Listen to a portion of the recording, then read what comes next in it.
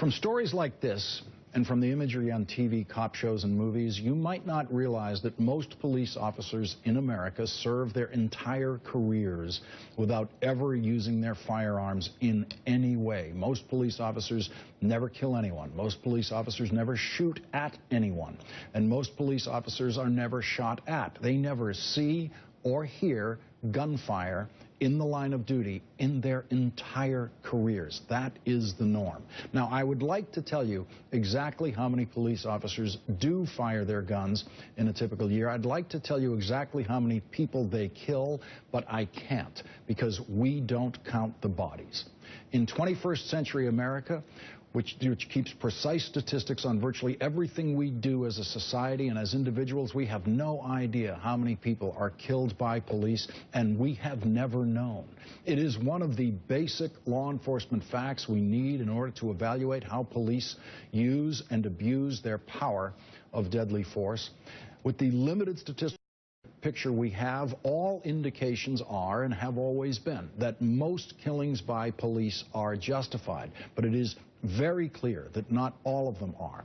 The power to kill is the most awesome power that any government worker could possibly have. We have given that power to police, and then we have refused to monitor it.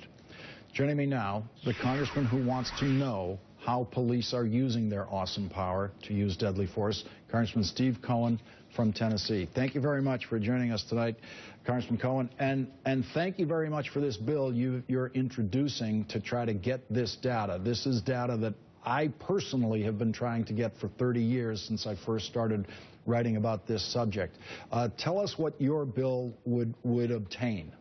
It would require all police departments, law enforcement agencies, to give to the Justice Department for collection the demographics of both the victim of lethal force used by law enforcement officers and the demographics of the officer, and the deadly force policies of the departments, any force less than lethal that was used by the officer, and the justification that the officer and the department had for the use of that deadly force. So we can have a clear picture on what's happened, and if there are skewed racial or other demographic aspects of the victims and the perpetrators.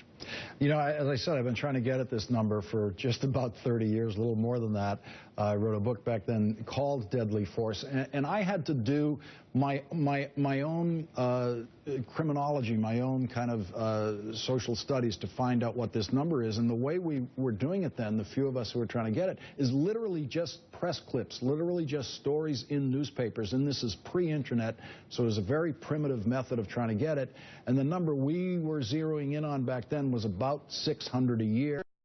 What we're in the methods that they're using now that include much more sophisticated use of the internet in order to get at this number, it's starting to sound like the number of these killings may be up around 1,000 and might be more than that.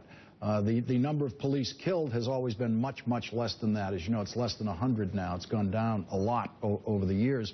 But it seems to me this is just a very basic tool in order to get just a rough idea of how this awesome power is being used. And there was a law in 1992 that's never been followed, and it said that the Justice Department needed to collect evidence on excessive force, and there was never a good definition of excessive force, and the departments often felt that whatever force they used was not excessive. And they made, I think, the determination that it was self-defense, or it was in the pursuit of just defending somebody else, and maybe in the limited circumstances that you can use deadly force to apprehend a fleeing felon, that was justified, so it wasn't excessive. My bill says clearly lethal force used, and the determination of excessive is not one that would make it subjective on the part of the department, and we need to know that. I just saw the film Selma tonight. Very, very emotional film, and a film that sets America in a setting that's not so good, and it was not good. Jimmy Lee Jackson's shooting. There have been murders over the years, and those murders still are part of the psyche of America and psyche of people, particularly African Americans and liberal folks who remember those type shootings that have gone on over the years by by law enforcement. And not just in the South, many in the South, but it's not just a Southern problem. And as Lyndon Johnson said in a speech about that, it's not just a Southern problem, it's an American problem.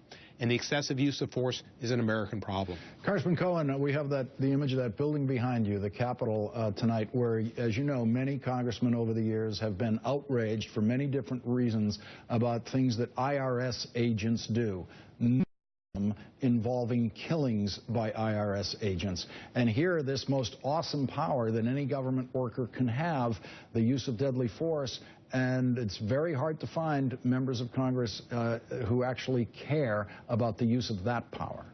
Particularly on the other side of the aisle. Yes. And I know we want to come together in some kumbaya moment, but there are big differences in the Democrats and the Republicans and what their priorities are. And the other side of the aisle's priorities are money. It's IRS, and it's money, and it's not about human life.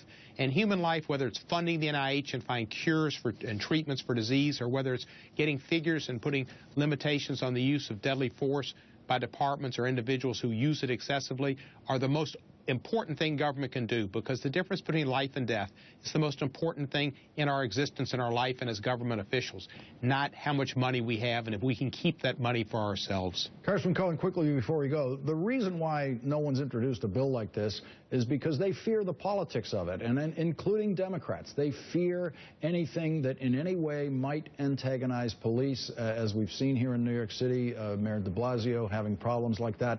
They fear that kind of politics. Well, there's a lot of that fear. There are strong members, generally in the Congressional Black Caucus and or the Progressive Caucus, who do have concern. John Conyers and Bobby Scott have concern, have a bill. They passed a bill. It's not the same level and depth as mine, but they have concerns too. And then there's John Lewis, who's a saint. As I watched Selma, I thought, what a blessing I've had to get to know John Lewis, a true saint in the United States of America who served in Congress 28 years. And as I mentioned saints, a great civil rights icon, Julian Bond, is going to celebrate his 75th birthday tomorrow, and I think everybody needs to wish him a happy birthday. Yeah, you're absolutely right about John Conyers. He's been on this for decades. And Steve Cohen, thank you very much for joining us tonight. You're welcome. Good to be here.